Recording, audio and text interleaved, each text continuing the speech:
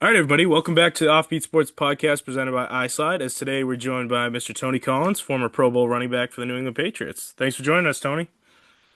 Great to be here, Cross. So, what was it like to play in that Super Bowl, and how did it feel how did it feel going up against that legendary '86 Bears defense, one of the most dominant units in history? I tell you what, that day was not a good day for us offensively. Um, I think the first series that the Bears had, I think Walter Payton fumbled. If I'm not mistaken, Larry McGrew picked up the fumble, and we got forced into making a field goal instead of a touchdown. And I truly believe at that moment, if we would have scored a touchdown, the outcome of the game would have been a little bit different. Since we only settled for the field goal, it kind of took a little wind out of our sail, and their defense was probably one of the best defense. I tell you what, I'll put it to you this way: I was doing golf tournaments, and Raymond Barry came to one of my golf tournaments, and he was coaching us at the time, and he said at the golf tournament, I think it was me, Stanley Morgan was there, Irvin Fryer, and a couple other guys, and he said that the Chicago Bears defense was way ahead of its time when we played them. That's what he I said. mean, I looked at some of the stats from that game, and you were the leading rusher, but only with 4 yards. So, I mean, that tells you enough about that defense, right? So man, it was very special. But I tell you what, getting to the Super Bowl was a lot of fun. That was fantastic. We played all of our games on the road. Went down to New York, beat them. Went out to L.A. Nobody thought we were going to beat the Raiders in L.A. Went out there and beat them, and then we came back to East and shocked Miami in the Orange Bowl. So it was really nice. It was getting there. It was really good. It was a Cinderella team. Yeah. Exactly. So, kind of fast forward to today's NFL, looking at the current scope of running backs in the league, is there a specific running back that you watch play today and kind of see similarities to your style or how you Oh used to play man, the game? I love watching that. There's a few running backs. I tell you what, man, they've got some good running backs in the league right now. Got the kid from Atlanta, which I think is Robinson, which I think he's really sharp as far as coming out of the backfield. I tell you what, the kid from Detroit, I can't think, Jamar Gibbs, I think Mm. Jamar is very special. I never had the speed that Jamar had, but as far as coming out of the backfield and catching the ball the way he does, he's gonna be a heck of a player. I don't know if Detroit can ever get over the hump. I mean, they're close. They're right there as far as team wise, but it's just the fact of they putting it all together. But those type of running backs that today, I'm gonna tell you, I'll put it to you this way: they got a lot easier than we had. we got thrown on our heads, and it was illegal. Yeah. So so The hits are it's were a little bit yes, harder a back little then. different, a little different. Well, to your point, in recent years, the NFL has definitely gone a lot more pass heavy with teams dropping back to pass a lot more than they did back when you were playing, which some could argue has devalued the position of running back financially on the market. So we're kind of wondering what your thoughts are on the current state of the league and how you think that there might be a swing back towards the running back game with Saquon Barkley's big season this past year. I truly believe that any great offensive team uh, got to have a good running attack. I mean, I just can't see an offensive team, just throwing the ball all the time. And the Dolphins were like that. They never won the big one. There are a few teams who if they didn't have a rushing attack, just can get over the hump when they got to the Super Bowl, because that's what it is. Football's a game of inches, and when you get to a big game like that, it's a matter of inches what's going to the outcome of the game could possibly be, because the team was totally evenly matched. So I believe, and I may sound prejudiced for that. I truly believe that without the running back, there's there probably won't be a team without a good running back to win a Super Bowl anymore. I just don't see it. You can look last year's Barkley. I can't even remember who won the Super Bowl the year before last. I think it was Kansas City Chiefs. Yeah, it was Pacheco. Pacheco had a great Yeah, Super Bowl, or he had a great playoffs too. yeah. I mean, and it's going to come down to running the ball at the end of the game, getting that third down when you need it, 3rd and 2, that 3rd and 3 or whatever. That's going to cause you to win big games. Rushing. Exactly. I mean, just think about all the Super Bowls, conference championship games where a team has a lead, maybe they get the ball back, just needing a first down to ice the game. And I mean, the teams that can run the ball there are, I mean, being able to run the ball in that situation really can make the difference between winning or losing those big games. The only good thing about only good thing about that now, especially up in New England, is I have a I have a record that's still standing today for 212 yards in one game. And I was when I was being interviewed when Brady was playing with the Patriots, I was saying, I don't think my record is going to be broken anytime soon because they're not running the ball like they used to.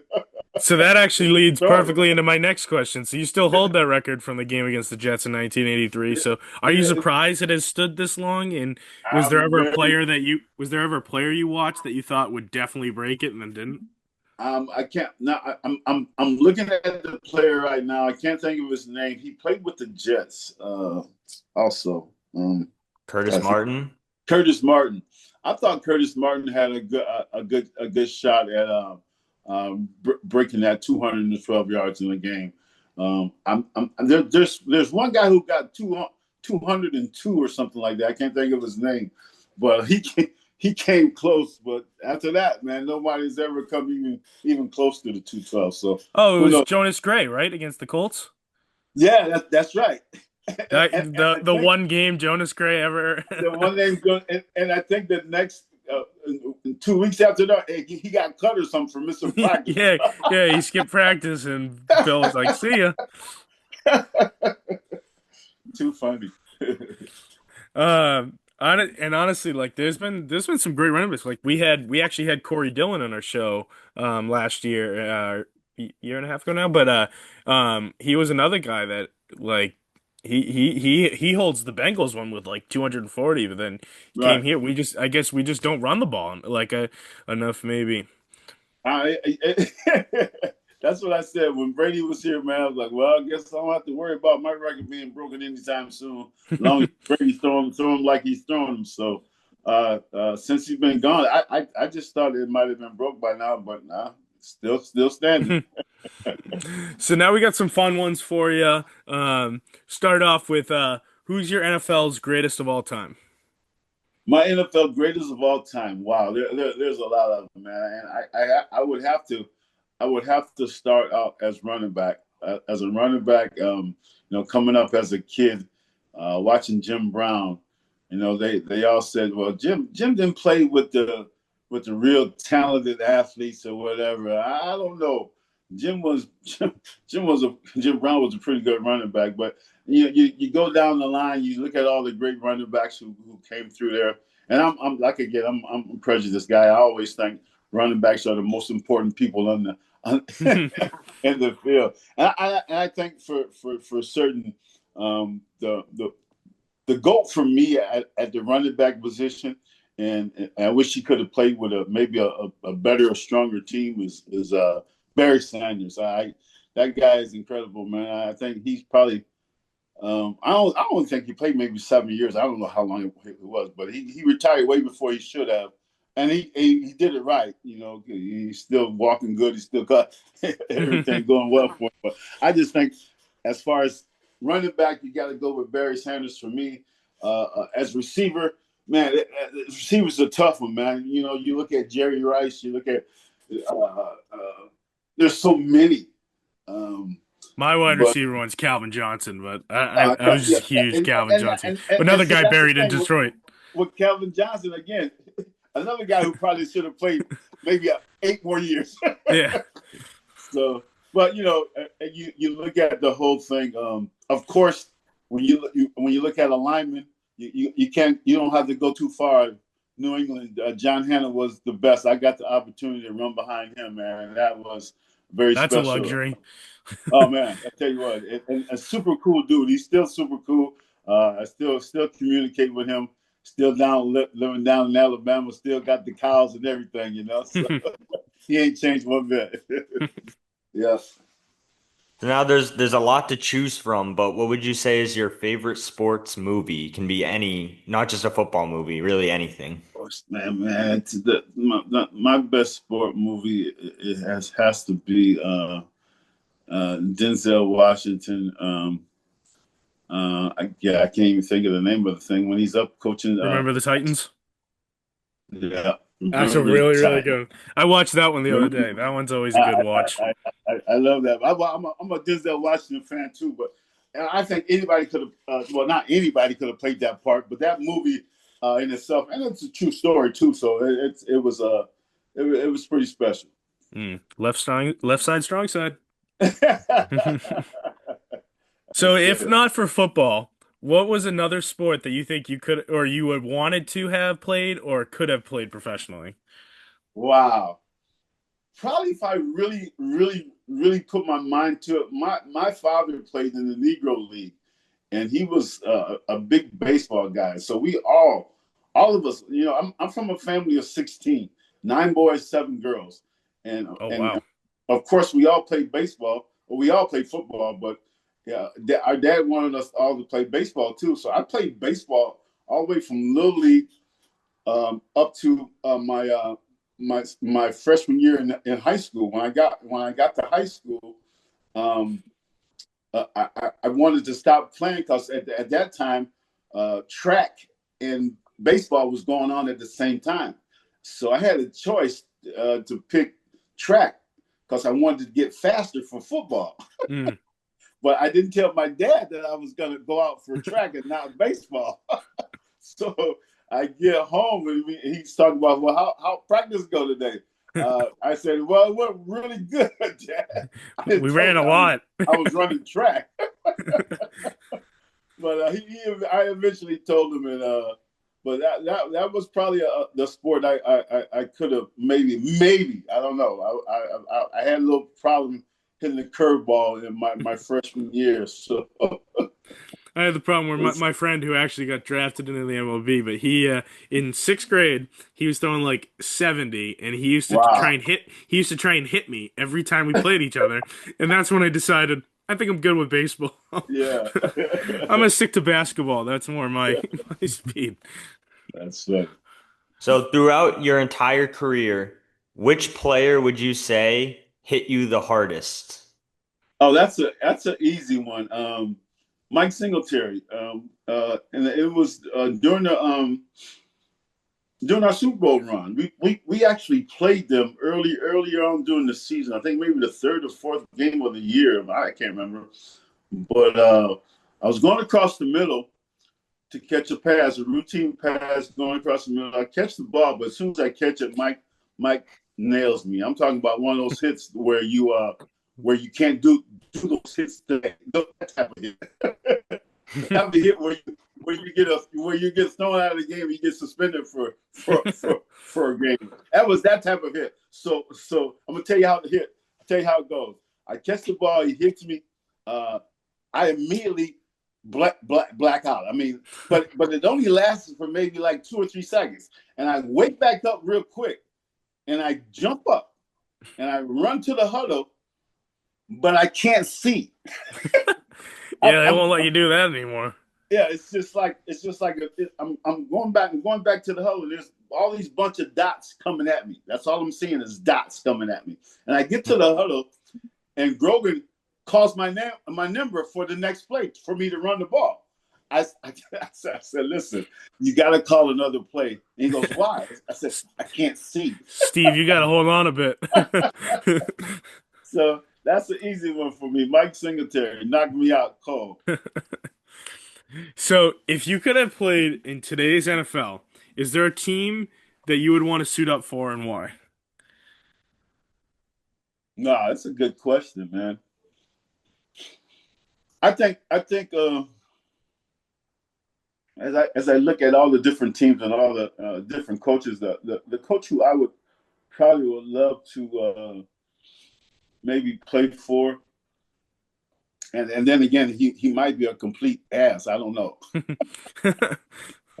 Uh, the guy from the Steelers, I think, Oh, can't Mike Tomlin. Tomlin. yeah, Tomlin. Just the I've heard how well of a coach he is. I've heard a lot of good things about him, and Old school I see guy. some of the players. I see some of the players who he's coaching, the different characters of the players, and man, he's old school. He's still old school, and I don't know how many years he's been there, but he's always winning, man. The guy's Mm. always winning. So I think that would be the coach who I would like to play for. And so now looking ahead to the 2025 NFL season, kind of wondering who is your Super Bowl pick, the two teams, and then who will come out on top. That's a tough one, man. Right? You don't even give me a preseason game to look at. We get the hard hitting questions here. Yeah, I see. I see. Well, you gotta pick Philly again, man, because they're just they're reloading again, man. I can't see them going south anywhere, but there's so many other teams. You got Detroit in the NFL in the NFC to compete with, but again in the AFC. I'm gonna tell you what, man. Lamar Jackson, he's been there close. I think he has the tools now to really get over the hump, and I'm gonna go out on the limb and I'm gonna say that the Baltimore Ravens will be the next Super Bowl champions for this upcoming season. Solid pick. Yeah, No, Ravens. no Patriots. Not this year, not this year. That would be delusional. There's always next but year. but I There's tell always you, next year. but I tell you what, man, I like May. I really do like the kid. I think they're putting some people around him that's going to make him a little bit better. They definitely got to get that offensive line to protect him. I'm wondering how Gibbs going to hold out for me if he can last a year and play his type of football in New England, man. We'll have something. And that's what we've been missing for years now. We need that go-to receiver. We need that receiver that can stretch the field. I think that they drafted a guy who's pretty fast, and we have the tools. I really believe. I see us, 8-8 this year. I can't see us worse than an 8-8 season. Maybe even getting a chance to make the playoffs, but we're going to be right there, man. I Mm. like the coaching staff, and I like what we're doing offensively, and that's the most important thing. We got to score points. We never have to worry about our defenses that much, but Yeah, those defenses are going to be just got solid. just So. got just got to put points on the board. Hmm. I agree. Well, we appreciate you taking the time to do this interview with us. We appreciate it. It was a great interview, and thanks everyone for watching and listening. Be sure to check us out on Instagram at offbeat_sports, and we'll see you next time. Call them all Texas.